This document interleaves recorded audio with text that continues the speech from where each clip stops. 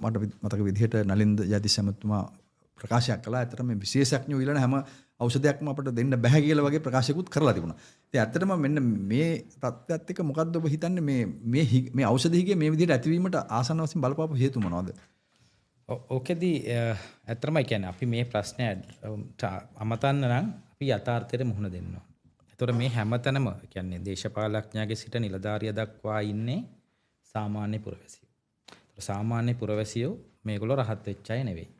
එතකොට පුද්ගලයෙක් වැරදි කරනවා කියන උපකල්පනය අපිට මානුෂීය ක්‍රමයේ තුල තියෙනවා. එතකොට අපිට මේක නවත්තන්න නම් අපි දැන් මෙතන ප්‍රතිපත්තිමය සම්පාදනයන් ගැන කතා කරනවා නම් මේකට තියෙන උත්තරය තමයි සිස්ටම් එක වෙනස් කරන එක. කියන්නේ සිස්ටම් එක හදන්න ඕන. හැබැයි සිස්ටම් එක හදන එක තුල තව විකල්පයක් තියෙන්න ඕන. ඒකේ තීරණ ගන්න පුද්ගලයන්ට එක්තරා සීමාවන් ඇතුලේ තමයි ක්‍රියාත්මක වෙන්න අවශ්‍ය වෙන්නේ. තව දෙයක් තමයි අපි කියන මේ ඉහළ තනතුරු වල ඉන්න කට්ටිය තමන් පවසන දේ පිළිබඳ යම්කිසි වගවීමක් සහ වගකීමක් තියෙනවා.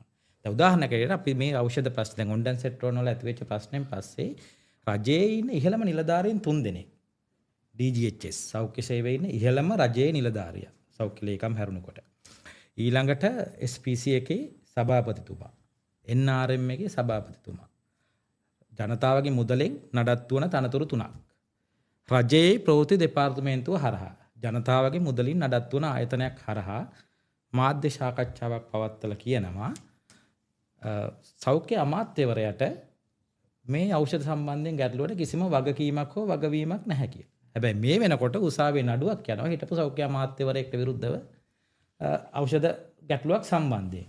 ඊට අමතරව නලින්ද ජයතිස්ස ඇමතිතුමා මේ අමාත්‍ය ධූරයට පත් වුණාට පස්සේ එයාටම නම් කරපු ගැසට් එකක් තියෙනවා මිනිස්ටර්ගේ ගැසට් එකක් 24/12 ඇලගිරක් 8 මේක නිකුත් කරන්නේ 2024 නොවැම්බර් 25 වෙනිදා මේකේ පැහැදිලිවම එයාට අයිති රාජකාරීන් 58ක් ඒ ගැසට් එකේ තියෙනවා රජයෙන් කරපු නිල ගැසට් එකේ.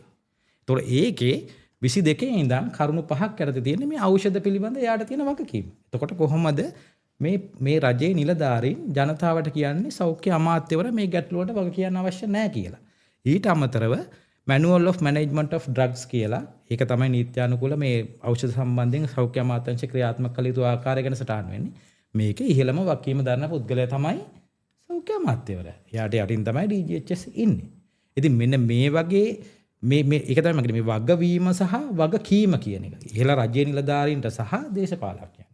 මේ දෙගොල්ලන්ටම මේක යම්කිසි ආකාරයකට ක්‍රියාත්මක වෙන තාක් වුණොත් පමණයි අපිට පුළුවන් වෙන්නේ එකක් සිස්ටම් එක හැදුවට නැත්තම් වැඩක් නැහැ. සිස්ටම් එක හැදෙන්න ඕන. හැබැයි සිස්ටම් එක තුල මේ අදාළ තනතුරු වගකීම සහ වගවීම කියන දේවල් වලට යොමු වෙන්න ඕන. ඒ වගේම යම්කිසි ආකාරයකට ජනතාවට පුළුවන්කමක් තියෙන්න ඕන. මේ වගේ වැරද්දක් සිද්ධ වුණාම ඒගොල්ලන්ට සාධාරණ ඒක යම්කිසි ආකාරයකට උසාවි ක්‍රියාමාර්ගයක් වෙන්න පුළුවන්. එහෙම නැත්තම් මානව අයිතිවාසිකම් යටතේ හරි ක්‍රමයක් වෙන්න පුළුවන්. මොකද අපේ ව්‍යවස්ථාවේ තියෙන තා ප්‍රශ්නයක් තමයි සෞඛ්‍ය කියන එක අඳුරගෙන තිබුණට මානව අයිතිවාසිකමක් කියලා. ඒක ඊට යටින් අන්තිමට මේ චැප්ටර් එකේ ක්ලූ එකක් දාලා තියෙනවා. මේක උසාවියකදී චැලෙන්ජ් කරන්න බෑ කියලා. ඒක නිසා සාමාන්‍ය ජනතාව ව්‍යවස්ථාවෙන් පිළිගන්නවා සෞඛ්‍ය කියන එක ප්‍රධාන අවශ්‍යතාවයක් කියලා. හැබැයි උසාවිය හරහා ක්‍රියාත්මක කරන්න නැත්නම් ඒ පිළිබඳ කටයුතු කරන්න නොහැකියාවක් දැනට ජනතාවට තියෙනවා. ඉතින් මෙන්න මේ වගේ දේවල් තමයි මේ ප්‍රශ්න විසඳන්න අවශ්‍ය නම් මේ ප්‍රතිපත්ති මට්ටමේදී එහෙමත් නැත්නම් සෞඛ්‍ය ප්‍රතිපත්ති නිර්මාණය කිරීමේදී අපි අවධානය යොමු කරන්න ඕන ප්‍රධාන කාරණා හැටියට මම දකින්නේ.